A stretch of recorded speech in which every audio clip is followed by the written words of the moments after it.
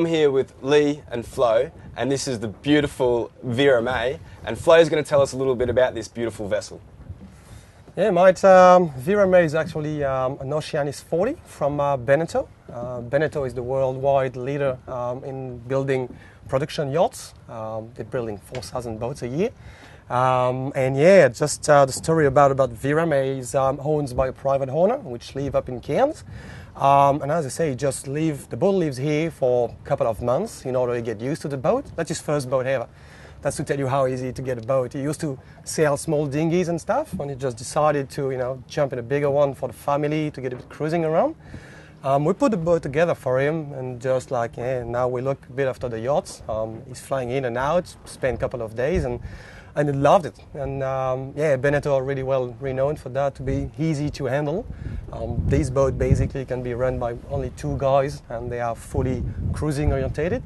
As you can see, the comfort on board is quite amazing, and it's beautiful value for what you can expect for a 40-footer. And that's one of the maybe we got 6 of them in the marina already, but this size, that's really bestseller. So they're getting pretty popular amongst the sailors. Yeah, this one is just the Oceanis from Beneteau has been around the world. Everywhere you can see Oceanis. They've built thousands of this special model.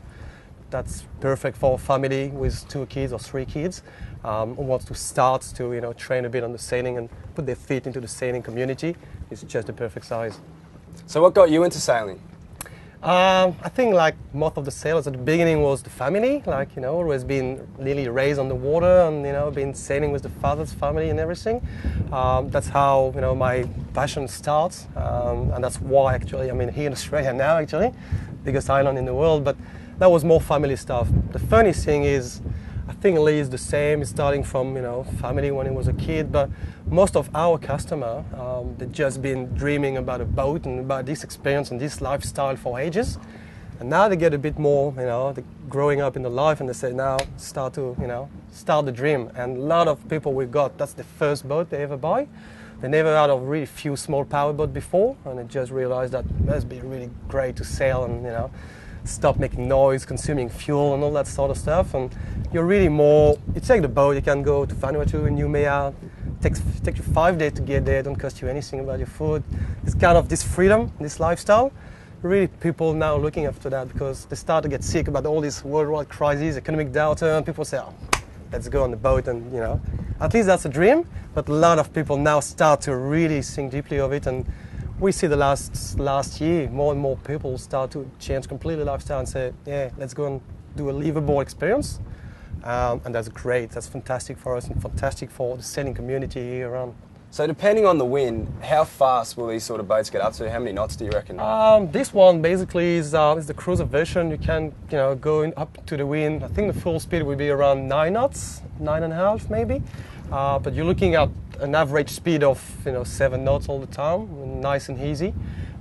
This model again is more for cruising. It's not fully racing. Beneteau got another range for the speed really, but if you want to keep it nice and easy for the family, don't put too much tension and too much effort into it. 7 knots is really easy. You get 7 knots along, and that makes you cover a lot of nautical miles anyway in a day, or half a day. That's plenty. So what's the special features on this boat? These boats come up as standard with a lot of things. You can even, with a basic package, can go sailing with all the sails. This customer had the air conditioning. He's got extra power, extra electrical equipment. He's got TVs inside. You can start from really standard boats and had a lot of options. We actually really customer focused, and we do everything customer wants. Some of these features are ordered through the factory in France, but a lot of them have been made in Australia. We try to keep Australia as well, try to do a bit of work here. Yeah, got to keep the industry going within exactly within Australia. Right. Yeah, we're all part of the industry and we all try to support each other. But you can really doing everything you want. Some people get the full teak deck. Some people get furling sails. You just put one rope on your furl the sails, take it easy for everybody. Different options. There is really a lot so of. So is this an electrical winch? This boat here? We got one electrical winch here on the top to just bring the mainsail up and down. Otherwise, we can always electrify these 2 primary winches where there is most of the loads on. We can do even like some wireless remote control. If you want to just stare at the ham with your glass of wine and just press the button to trim your sails in, we can do it. That's unbelievable. How many sails does this boat have? This thing's got two. We've got the main one, which is the back one, and we've got the head sail one. There is now, on this year, on this kind of stage, there is a lot of different sails possibility, and a lot of them now are, equipped with furling system. And you don't need to send someone in the front, get wet or, get a bit in the front part. Just set it up, unfurl it when you don't want it. It's just now really easy. Since the last 20 years, the boat builder tried to keep it easy and simple, just to attract people who are a little bit scared about sailing yachts. There is ropes, there is wire everywhere. I don't know what to do. Which one to pull, which one exactly goes where? Right. Now you can run a boat with, let's say, three bit of ropes and you're set. This is really to try to democratize the whole sailing process. I mean, you don't need to have a lot of skill. You do a 2 days training, you figure out what this rope is for, and you actually enjoy because you know what is it. You know what you're doing when you're pulling something. So I can forget about learning knots altogether now. This is that easy, no more knots, is that? Exactly right. After the sailing of this afternoon, you will see, you will just want to go on a boat now after that. Well, I hope so, because I can't wait to get one and I can't wait to get into this sailing.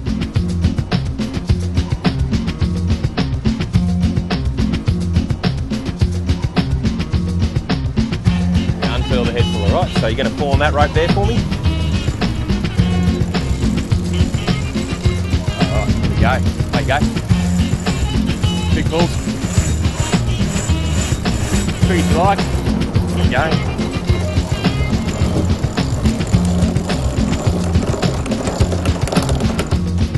There you go. Another wrap on him.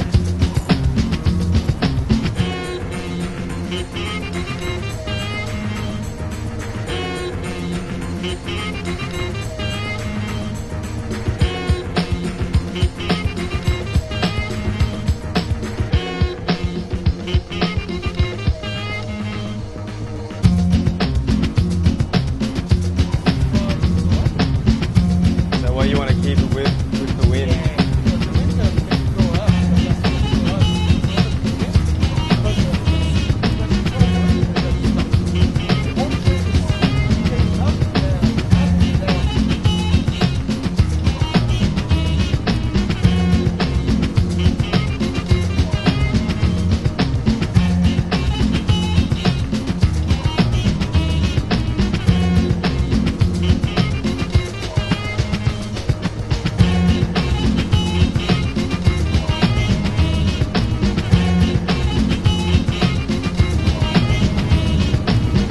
I can't believe this is so close to Brisbane.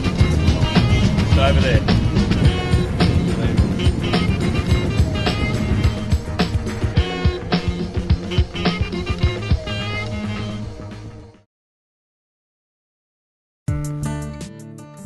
St Helena Island National Park contains the ruins of Queensland's first penal settlement, which operated here from 1867 until 1932.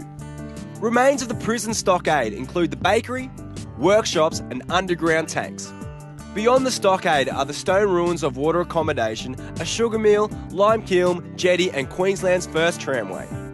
The vegetation is an interesting mix of original vine forest, remnants of beautifully landscaped gardens and former crops such as olive trees. Visitors can undertake a guided tour of the site and visit the museum situated in the restored quarters.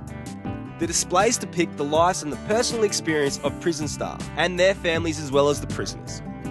Copies of original photos from the prison era, along with a range of artefacts and written interpretive panels, are also featured.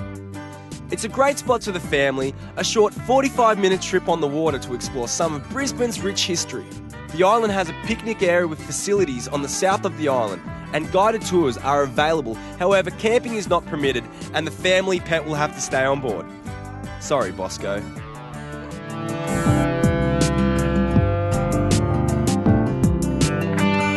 was a quick trip back to Manly Harbour, smooth waters and smooth sailing.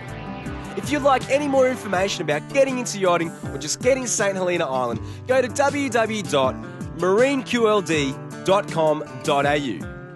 And for more information about surrounding islands and how to get to them, contact the boat show at www.31.com.au/theboatshow.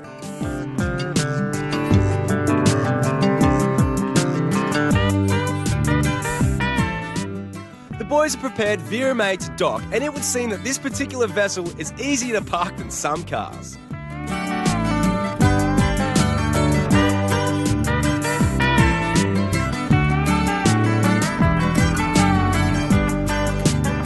Well, that was awesome. Thanks very much for that. I had a wonderful time. It's good to get out the water. No problems, Fraser, anytime, mate.